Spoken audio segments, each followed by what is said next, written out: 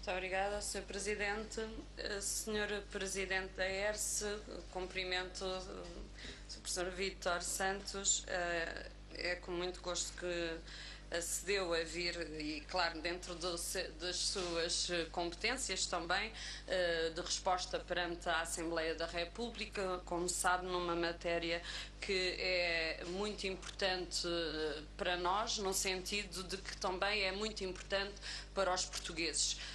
Como se sabe, as questões da eletricidade e do gás são bens essenciais, afetam diretamente a vida dos portugueses e a existência do mercado que se quer liberalizado, e que foi essa a decisão, requer por parte das entidades reguladoras, no caso a ERSE, uma ação que seja dentro das suas competências efetiva e que proteja os consumidores. E queria começar por um tema que tem a ver com a questão da tarifa social. Aliás, quer da energia, do gás, quer da eletricidade. Aliás, o PS, desde há muito tempo, tem alertado para problemas que decorriam da aplicação desta tarifa social, que, como se sabe, tinham, por exemplo, em 2013, data da apresentação do nosso projeto de resolução sobre esta matéria, em que chamamos a atenção sobre este problema, uma previsão por parte até da ERSE de 600 mil portugueses que seriam potenciais utilizadores desta tarifa, sendo que apenas 60 mil estariam a usufruir dela. Ora, isto revelava desde essa altura, pelo menos, problemas de acesso a essa tarifa que nós sempre denunciamos e sempre nos preocupamos com isso. Aliás, já voltamos a entregar um projeto de resolução na Assembleia da República que será discutido sobre este tema, porque consideramos que, de facto, isto não pode ser, sobretudo porque, com certeza, desde 2013 até 2015, aumentou o número de potenciais utilizadores desta tarifa, porque os índices de pobreza, como é de conhecimento de todos, aumentaram. E queria dizer-lhe que de facto também reconhecemos que neste âmbito, a ERSE, pelas notícias que também nos chegaram, tentou atuar verificando que há questões como problemas relacionados com a mudança de comercializador, com a questão da leitura das contagens, que não estão a ser tomadas em conta por parte das entidades por forma a que essa contagem seja refletida nas faturas, e isso origina uma situação de força por parte das empresas em relação ao consumidor e, portanto, cabe também à ERSE, com certeza, preocupar-se com a aplicação efetiva desta tarifa, o que não tem acontecido. E, portanto, neste âmbito, também gostaria que nos falasse acerca disto, porque isto não pode parecer só mera propaganda em relação a algo que não está a ser usado pelos portugueses que precisam. Depois passaria à questão do déficit tarifário. De facto, o déficit tarifário custa 584 mil euros por dia em juros e neste momento já representa mais de 5 mil milhões de euros.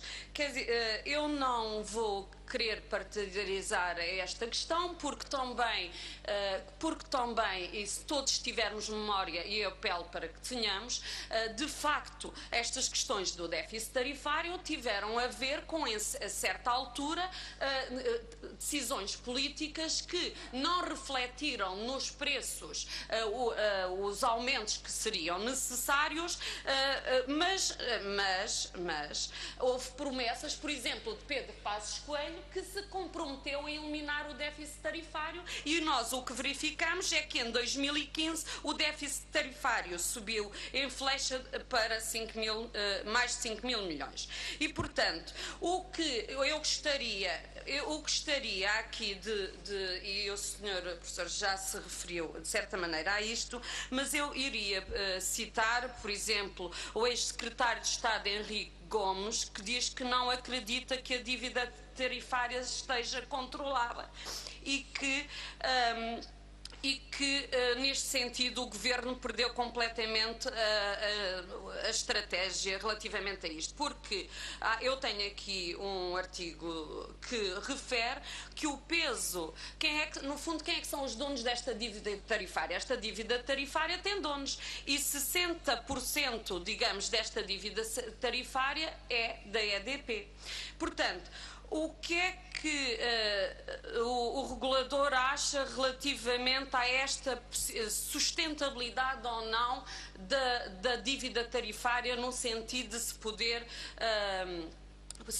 porque como sustentá-la, no sentido de se poder descê-la, e também, como se sabe, os preços do petróleo não são os mesmos que eram em 2007, em 2009, são muito diferentes, e nessa altura, por exemplo, em 2009 o déficit era de 2 mil milhões, neste momento é de 5 mil milhões. Portanto, há questões que é necessário, de facto, está bem, de dívida tarifária. Ele, pronto, disse déficit é dívida tarifária, até porque eu agradeço a precisão, porque estava a pensar, portanto, há um lapso, e eu estou a falar da dívida tarifária, necessariamente, como toda a gente percebeu, aliás.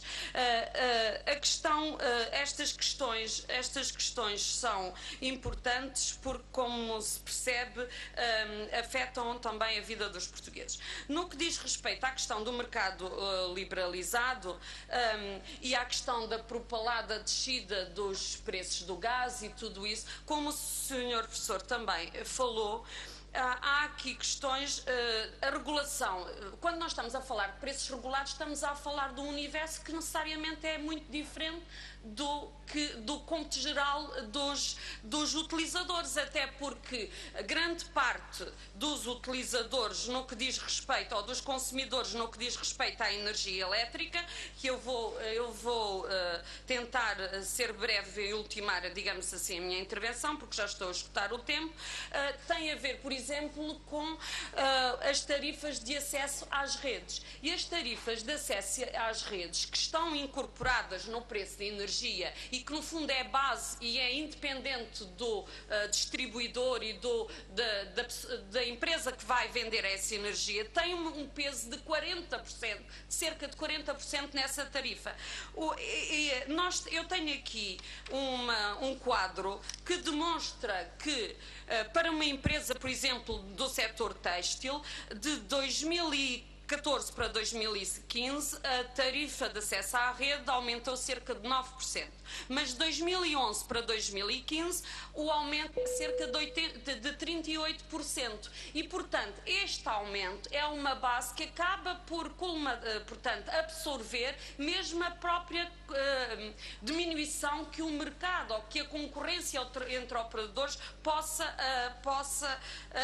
possa querer oferecer à empresa. E eu termino já com uma última questão, no sentido de nos informar também que em dezembro de 2004, julgo que foi publicado um regulamento comunitário que criou a obrigação de informação para os operadores no mercado energético, tanto de gás como de eletricidade, e visa a monitorização dos comportamentos dos operadores. Eu queria perguntar-lhe se a ERSE tem capacidade para fazer essa monitorização.